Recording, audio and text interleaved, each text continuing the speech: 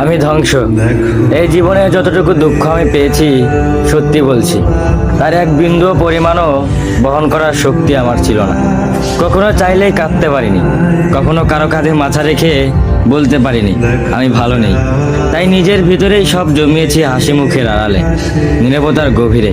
মানুষ ভাবে আমি শক্ত, আমি নির্লিপ্ত, আমি সব পারি, অথচ কেউ জানে না ভেতরে ভেতরে আমি কতবার ভেবেছি, একা রাতে বালিশ ভিজিয়েছি, চোখের জল দিয়ে গোপনে যুদ্ধ চালিয়ে গেছি।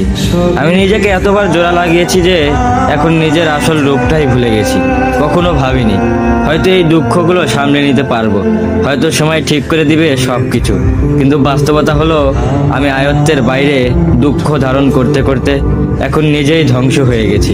এখন মনে হয় আমি নেই, আমি কেবল এক ভাঙা মানুষ, যার ভিতরে অনেক কথা জমে আছে কিন্তু শোনার কেউ নেই। সবাই বলে খারাপ সময় সবসময় থাকে না, সময় ভালো হয়ে যাবে, কিন্তু কেউ বোঝে না সময় শুধু ক্ষত তৈরি করে, সেগুলো শুকায় না। আমি এখন কেবল একটু নীরবতা, মুখে হাসি, চোখে অন্ধকার আর মনে একরাশ দুঃখের বোঝা নিয়ে প্রতিদিন বেঁচে থাকার অভিনয় করে যাই। আমি ধ্বংস হয়েছি, তবু মুখে বলি আমি ভালো আছি।